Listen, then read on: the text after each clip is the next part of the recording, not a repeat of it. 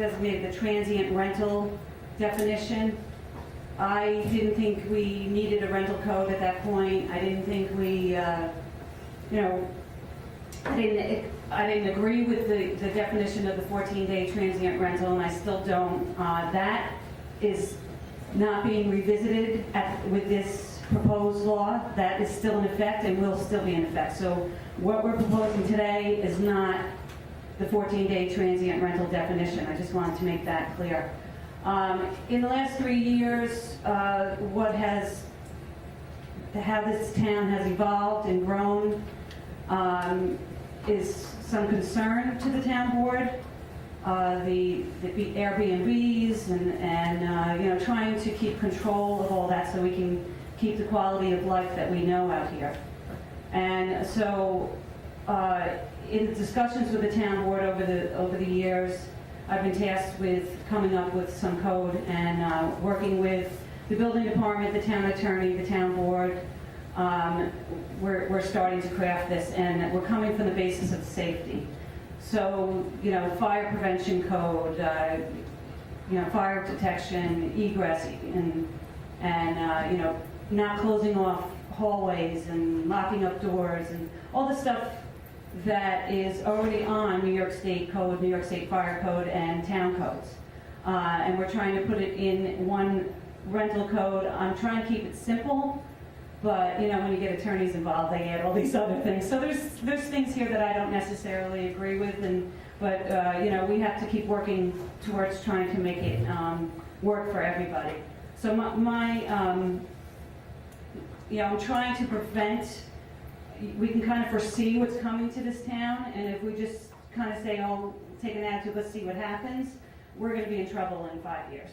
So, we need to try to control the way of life that we have here now, and protect our way of living. So this is kind of connected with, you actually answered one of my questions, and that was, is this law targeting short-term rather than year-round rental? And have you examined existing laws such as the housing code, maintenance code, which are already on the books, instead of adding it to the rental permit law? Isn't it a duplication? A lot of it is a duplication, but it's for transparency. I mean, we could just say, as per Chapter 100, as per Chapter 280, we're just trying to make it easier to put the information right in front of you. If it's more palatable to take all this out and just say, as per Chapter 100, and then you can go read Chapter 100, that's, something that the board would consider and look at. So, I mean, a lot of it is duplicate. I don't know if Scott wants to add anything to that. Yeah, I would just say that there's one small issue here, is that yes, we do have other sections of code that might govern property maintenance stuff, but there are also additional issues that need to be addressed through a rental code. For instance, the current property maintenance code does not address a screening of cars. When you rent properties, there are many instances where you're going to have more cars than just a single family, the use of a single family dwelling, usually multiple tenant homes. Well, so just getting back to the issue, what are the goals of the town are? Public health, safety, and welfare first and foremost, community character second. I wrestle with support of this code. One thing we all need to keep in mind that there's a constituency that aren't talking today because they're not here, and that's the fire department members in the entire town. We have calls on a regular basis where they're put into unsafe circumstances. We had a fire in Peconic just, I think, 2 years ago, 27 people living in the home. We can't address that unless we have a rental code. An incredibly unsafe home with the owner, absentee landlord owner, hasn't made investments in that house in probably over a decade. We can't address that unless we have the ability to inspect it, and the only way we have the ability to inspect it is put a permit in place. We had a man die in a fire in Mattatuck in a rental. Ultimately, the fire was caused by the condition of the rental, but it's good to know where these properties are. We had a call in Cutchoff for a woman who was, I guess, anaphylactic shock. The fire department got to the site, couldn't find the woman because the house was carved into 2 apartments without anybody's knowledge, and ultimately it was the garage that was converted to an apartment without anybody's knowledge. So we're able to get a lot of the inventory in place on this. because of community character. Let's be honest. Most landlords are good landlords, particularly if they live on site, but some aren't. And the only way to address that is to put provisions in place that look like it's taking the property maintenance code and extending it beyond what it currently provides for, which is true. Screening, the fencing, all that has to do with screening from neighboring properties. Whenever you create a code, the idea is to try to put not just, you have to remember that we're granting rental, we're not stopping rentals, we're recognizing rentals, but you also have to make sure you put provisions in place that mitigate any impacts from that. Yeah, thank you. It's easier to respond immediately rather than try to remember everything. Thank you. I think Scott was. I was going to ask one of the very eloquent women dealing with Goldsmith Inlet. She said, "Define the problem," and I think that's what we have here: is define the problem. If the problem is knowing where people are renting, there is a much simpler, much less onerous, much less difficult process. And I would point to, for example, the Shelter Island Code, where it's a license process. You get a license, it's relatively straightforward. It gives the town the ability to inspect. It is a process, and it gives an inventory. It gives you, because this code is going to make anybody and everybody get a permit. The only exception being if you rent to a family member. That's excluded. So if your grandson is renting your house, they can live in any hellhole you want to give them because it is not in this code, okay? Yes. And that's actually the point I wanted to make. It is duplication. And what we're doing here is this process is really punishing all the good people, the people that are going to follow this process word for word, go through their property and get a license. I don't want to say it's never. There are always people in this community, in every community. It's like punishing drivers who speed.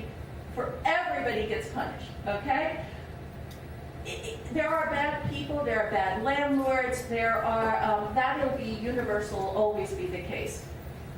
If you need to tweak the maintenance code so it gives a little more teeth, or it gives the fire department, it used to be, I remember the fire department used to give out stickers. If one of your children, it was like, come here first. Get this person out of this room first. There are so many other ways of doing this in a less onerous process than that is being proposed here. And yes, there is a lot of duplication, but there's also a lot of extras. And it's the extras, and I don't know if you want me to raise the one extra that maybe they can address. I think my biggest concern is the law here does not give a presumption that if you have a certificate of occupancy, you're good, okay? The way this is written is you show them your C of Os, but you're also giving a certification, both the town, the owner, and possibly in lieu of an inspection, your design professional, whether it's an architect, engineer, or a home inspector licensed under the right provisions. And that CO generally tells you everything that has been built under this CO meets all the town regulations, meets all the regulations.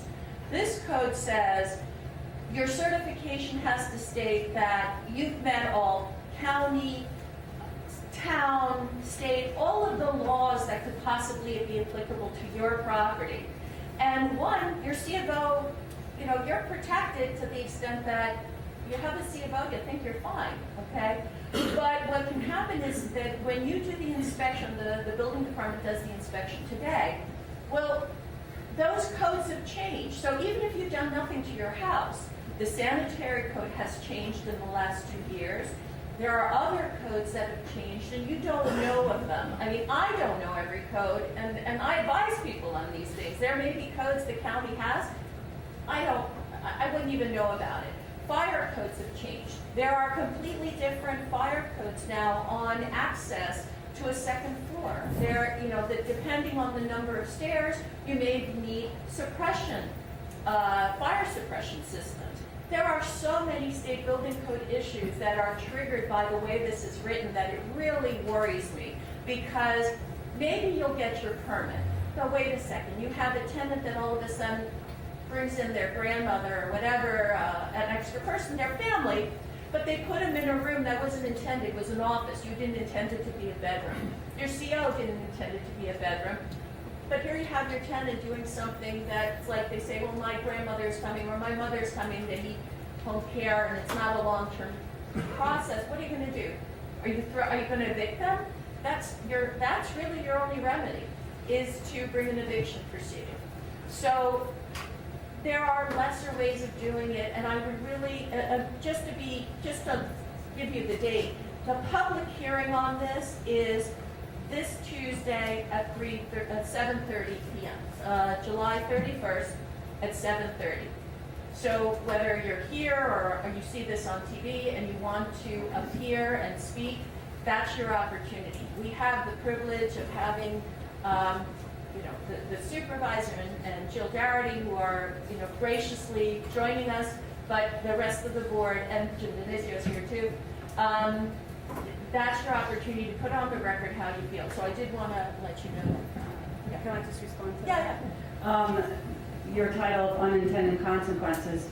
I don't read it the way Pat does, but seeing that somebody reads it that way, that means we have to maybe tweak the language, because that is not the intention. When you get a CO for your house, that CO says that you are abiding by state, county, and town laws. That's what that CO already says. So if you have a CO, say it's 20 years old, the reason why we want an inspection is we want to make sure that in that 20 years you didn't put a wall in the hallway or change something significant enough that negates that CO. That's why we need that quick inspection. If you have a CO and it's still under the CO, then it's not as complicated as Pat is saying. However, she's reading that language and she's interpreting that way. That means other people will. So we need to work on the language. So this is in line with the same issue. The intent of the rental law is to protect aesthetic integrity of the community and is directed at rental properties. But it also mentions that owner-occupied homes fall into disrepair, and doesn't the code, chapter 100, building unsafe property maintenance, cover this concern? And the section of the rental code finds that owner-occupied dwellings falling into disrepair may not be adequately maintained, which has a detrimental effect on the neighborhood. Should the town have the right to legislate the appearance of an owner-occupied home? Could this rental regulation open the door to broader legislation on home aesthetics? The code gets very specific about a homeowner must do to meet the aesthetics. Fences, this is the code, are not inherently resistant to deterioration, shall be periodically treated with a protective coating of paint or other suitable preservative. No bedroom shall constitute the only means of access of other bedrooms or habitable spaces, and bedrooms shall not serve as the only means of egress from other habitable spaces. Again, should the town tell homeowners how to paint their fences or the layout of the bedrooms in their home? A lot of this code is taken from other towns, and I'm not sure I feel about the way the wording is about the fences. But the bedrooms, that's part of the fire safety, I would think. You can't make a bedroom solely going through another bedroom to get to. It's just too dangerous. I wouldn't, want that. So that's kind of what that is explaining. I don't know. I mean, what Scott said before pertains to this as well. We have it in other sections of the code. So I don't know. Just very quick, specifically on that issue, because I read it in, regarding bedrooms. I know the intent. The intent is not to split up your property for boarding house, okay? Which is essentially what they're saying. We don't want a house that's supposed to be a single-family house to become a boarding house. Pure and simple. But there's a whole section of the code, including zoning ordinances, that say you can't have a boarding house in a residential neighborhood. So there's a whole law that could be enforced. But specifically, My daughter, for example, has a home in Seacliff. She has an old, it's a house that was built probably in the 1920s. My granddaughter's bedroom is the typical children's room that comes off of the master, or, you don't have a hallway that goes to each of the bedrooms. That's a relatively newer design. The old houses, the pre-existing houses, had designs of children's bedrooms that were the nanny room or the infant's room. Very common, particularly in some of the older houses, historic houses. So which will apply? Does your C of O or your pre-CO give you like a preemption, a right over the specific of you can't have that? So does that mean that because you have that language now, your property cannot be rented even though it has a C of O?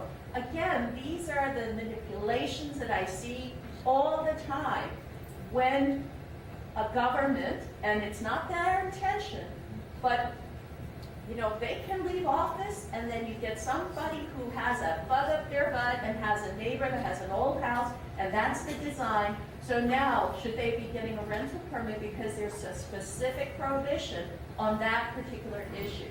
So the way this is written, and I don't blame them, attorneys write this, and I won't blame the town attorney because it's usually stolen from another town, which means to me that it was badly written in the other town. These are the kind of things that when I read it, I think to myself, oh brother, when somebody wants to go after my client, they're going to point to this, and what am I going to do?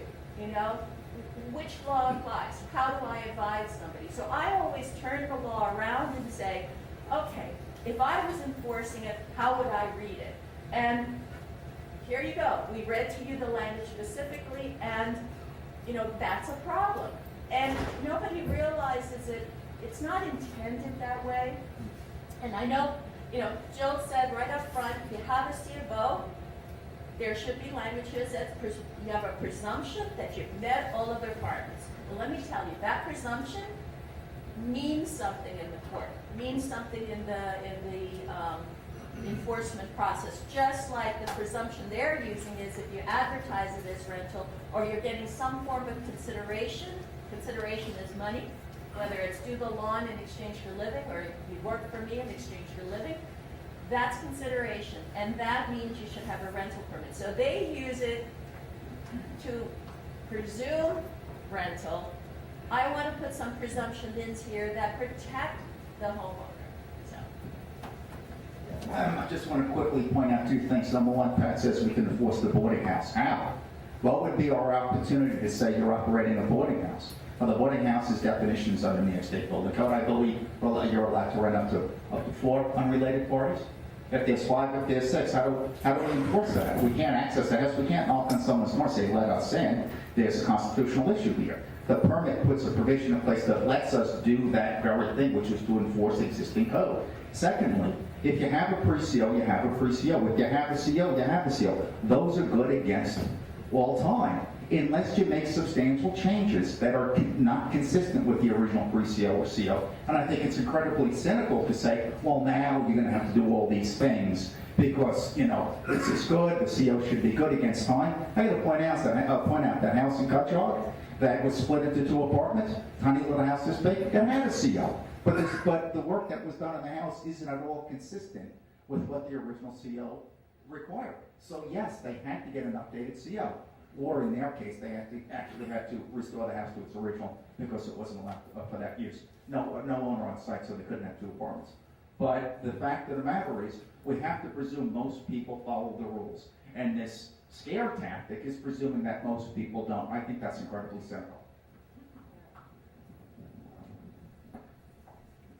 Tom, I'm going to get to you, okay, give me a minute.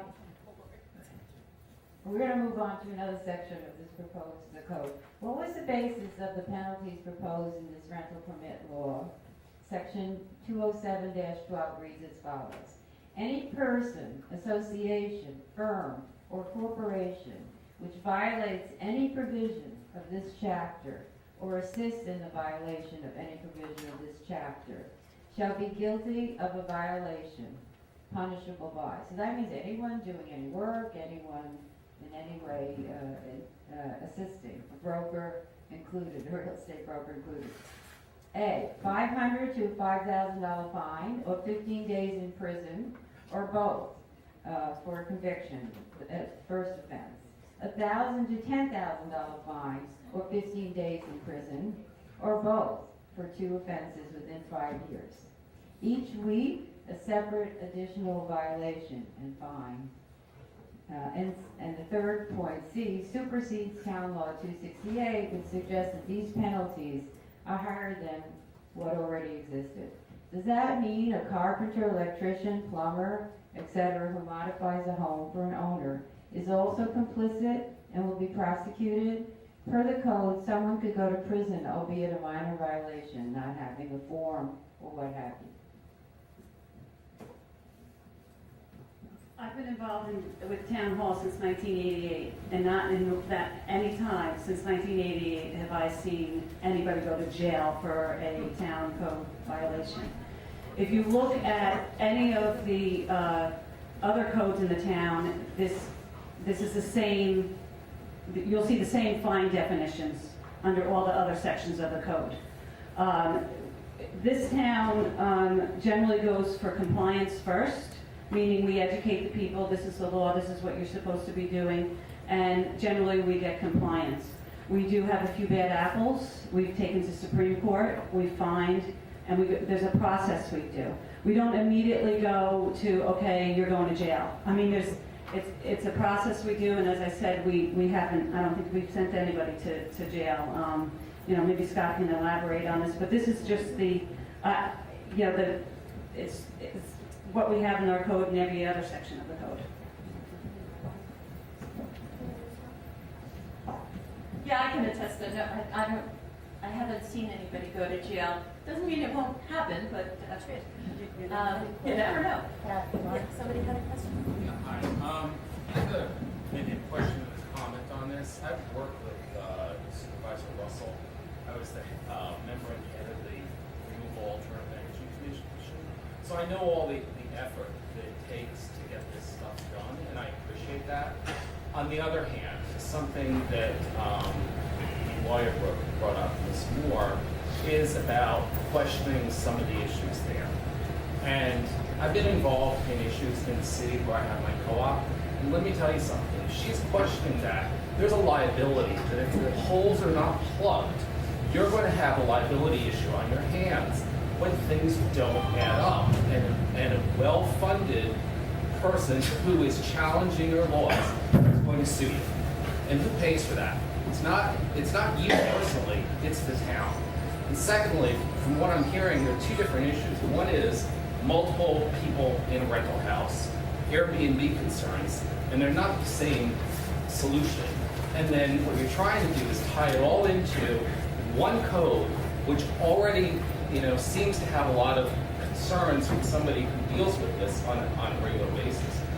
I think you need to plug the holes first for those one big problem, which is the multiple people in the house first, and stop asking the rest of the people in the town to live under certain rules that may not be sustainable if they're challenged in court. Because I don't want to pay that fee when that bill comes due with somebody with big pocket challenges. And as we know, house prices are more expensive. We are getting overflow from these Hamptons buying into these properties, especially waterfront properties. These people have money, and they will challenge, and they will go to court. And if we lose, it's going to be on us, the taxpayers. So please use discretion and plug the holes of the worst offenders first before you ask the rest of us taxpayers to support some kind of code that affects us when we're not the people who are doing it wrong. You want to ask a question? Yeah, Tom, did you have a question?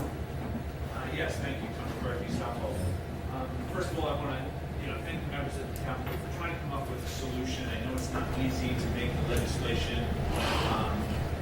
Scott, the goals of health, safety, and welfare, I think everyone is on the same page with that. But I also want to thank the town board. Last time you had the public hearing, you listened and you took the code off the table. And what we have right now is a watered down version, and there were a lot of things taken out of it because you you listen. So thank you, Jim, sitting in the audience. Thank you for listening. I think that we need to continue to listen as we go through and vet these issues. I know we're going to have another public hearing on Tuesday. We're trying to get some other folks out there. I'm going to ask that you don't vote on it on Tuesday, and we continue to vet these issues and not bring it to a public vote on Tuesday, and you table it, and we continue the process, because I think you're getting good feedback from this group, and you'll get some more feedback on Tuesday. I'd love to get a commitment that we won't have a vote on this Tuesday until some of these issues are really vetted. You want to move on? I agree with the goals. There's multiple issues in here. I can't let my friends stay in my house next weekend because they're not family and there's a presumption of rent and I need a permit. I think that's wrong. You know, this is only for family. You know, in here where there's a presumption of rent and you need to get a permit, I can't have a friend use my home. I think you're taking away my rights. I don't believe that.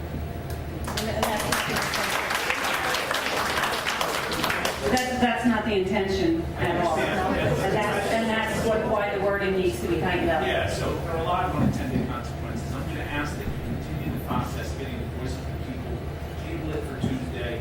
I agree with the goals of the code, even though I don't like to see more legislation, and we mustn't see anybody get caught and hurt in the fire, what have you.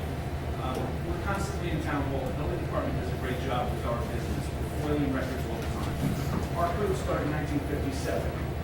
There are no building permits. There are many building permits in this town that don't have floor plans. You have a CO for your house. How do you know? How is the inspector going in there to a house that has pre-CO prior to 1957 know what the arrangement of the rooms were? You don't know. The homeowners don't know. The COs just say private one-family dwelling. Oftentimes on the permit, there was no survey, it's a square where the house was, and shown on the survey. There are no plans. So this, to Pat's point of rooms being interconnected, I understand there may be a safety issue. You've got houses from the 1700s, 1800s, it's all over the place. Does it mean that if they have a pre-CO and there's interconnected rooms, now they can't rent it? So I don't think the code goes far enough to address those issues. So the presumption of CO and having it be valid is contrary to the language of the code, and I think it needs to be worked.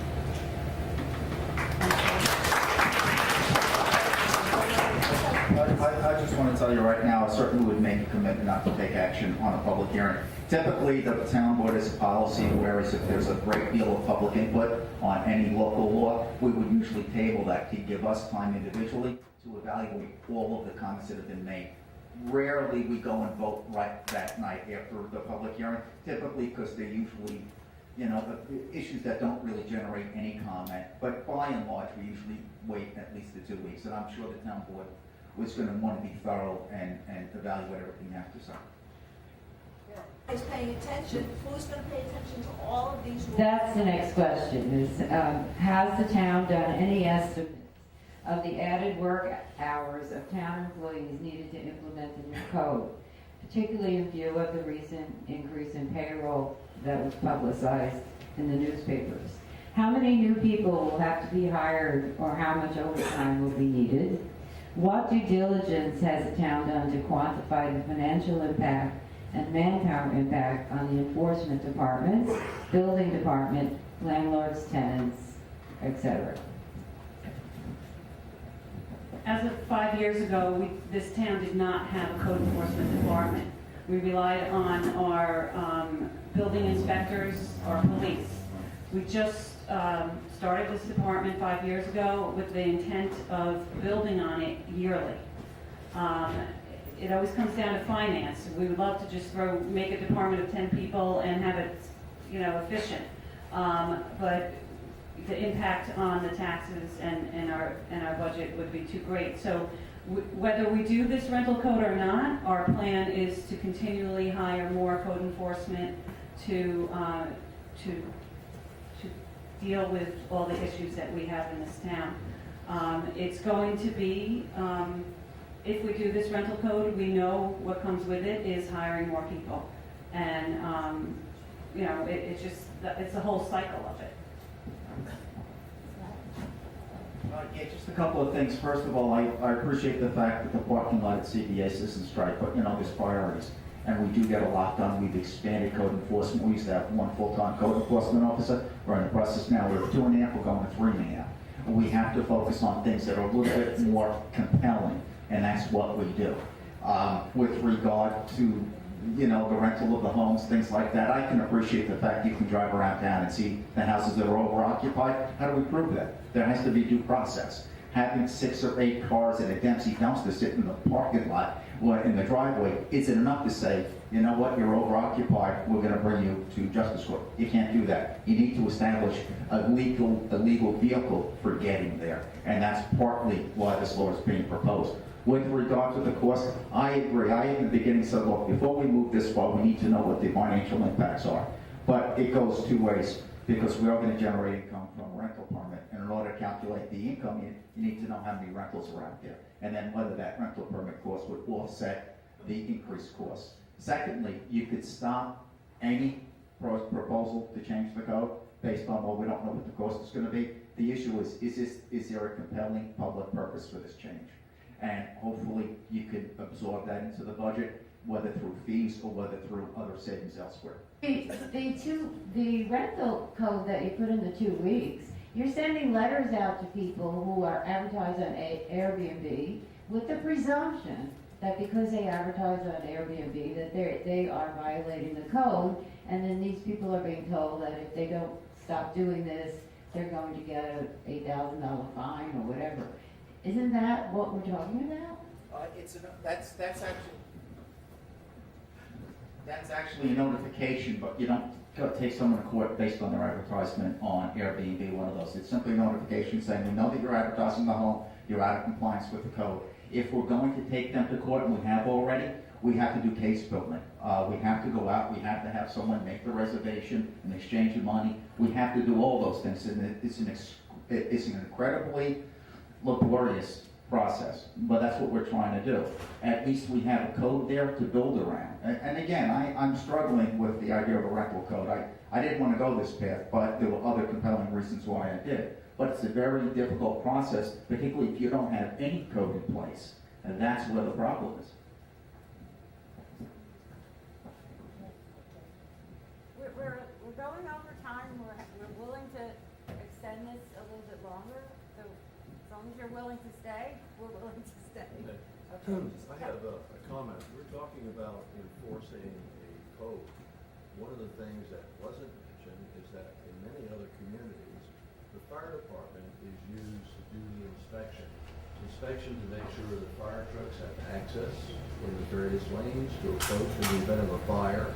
And in many other communities, the fire department determines if in fact the appropriate access to a building is available, whether walls have been built or doors have been closed and exits are locked, emergency exits are blocked. And the fire department that we have in town, is it possible that we can allocate some resources from the fire department to inspect on a regular basis, not just anywhere, to inspect various buildings to make sure that they are in conformance with the code? And this may not increase the cost of hiring new enforcement code, but be a function of the fire department. Do you want to answer? There's a fire You're marshal. already asking the volunteers to do Yeah. a lot, you don't want to ask them more. Under New York State Fire Prevention Code, you have to be updated in classes in the inspection part of it and the regulation part of it. I'm sure some of our volunteer firemen are in certain cases, but we have a fire marshal, we have electrical inspector, we have these things, and there's a process that they go through. Our town does work with the local fire departments. The supervisor meets regularly with the fire departments, and we have communication back and forth. Just recently, the planning board has a subdivision that they're working on, and they reached out to the fire departments with their opinion on the egress of the width of what is proposed. So to that extent, we definitely communicate with the fire department, but with the way the laws are written, I don't As think Ray we do. mentioned, these are volunteers, and I'm just making a suggestion.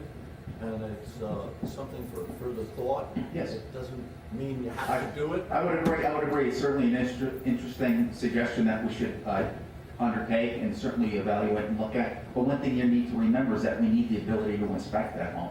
Even if we have a fireman or a fire department do it for us, you can't just walk up to a property, knock on the door and say, open your door, we want to inspect it. The permitting process gives you the opportunity. You've noticed that next week we're coming by to inspect. And it's You- one individual that does it. You don't have a constitutional right to force someone to open their door to you. A permitting process would require, because it's contingent upon getting the permit. But you just can't, a fireman, nobody can just walk up to someone's door without getting basically a permission from a judge prior. You can't force someone to open their door, and nor should they. No one should live in a community that's going to send people out, demand that you open your door to them for no reason other than that. Nobody wants to live that way. The woman there. I just want to respond there. It actually, I've had cases years ago where the town, in fact, did consider a certain property hazardous, and they did come in and they declared the property to be unsafe. And the unsafe triggered the removal of the people that were there, and there was a process, and ultimately there was a cleanup of the property. So there was a process, there is a process already in place, and it really does address the more egregious situations. And there, really nobody has an objection, I think, in the community to cleaning up egregious problems because they're bad for the neighborhood, they're unsafe, health, welfare. I think we can all agree, and I would agree as a lawyer, that you want to make it safe for everybody involved. And there is a process. My objection is that we are making this a requirement for everyone.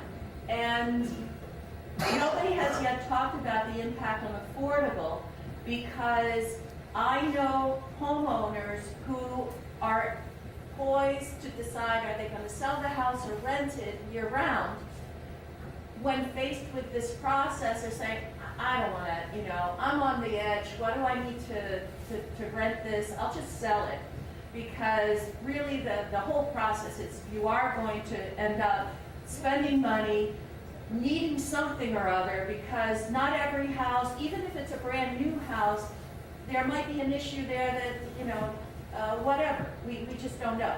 I'm sorry. The gentleman there, over in the corner, sir. No, the guy on the low Wait. Well, I'm sorry. We pointed to the gentleman in the corner.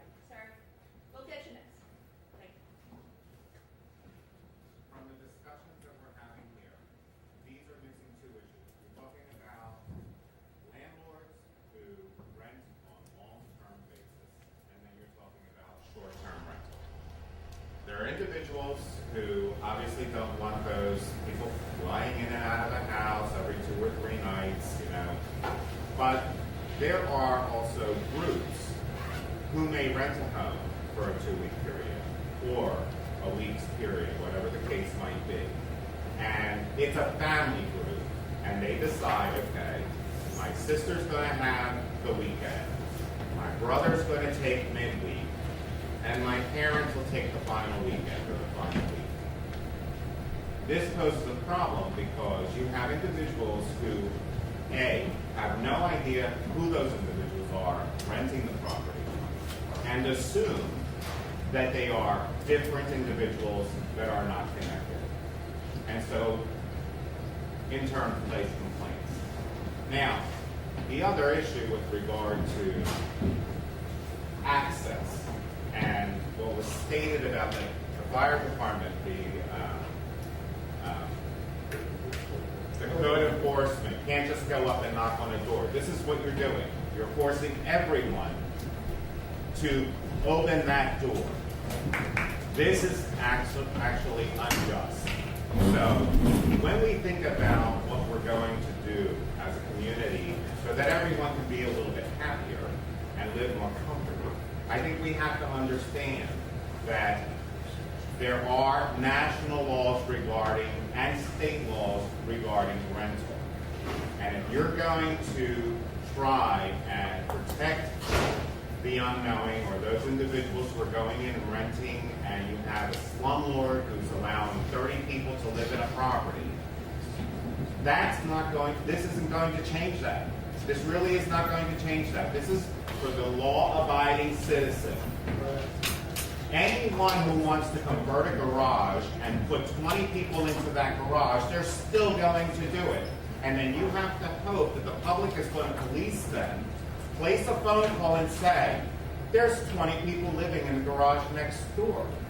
Now you have to go through a process. So I think when we look at this, we have to really keep an open mind.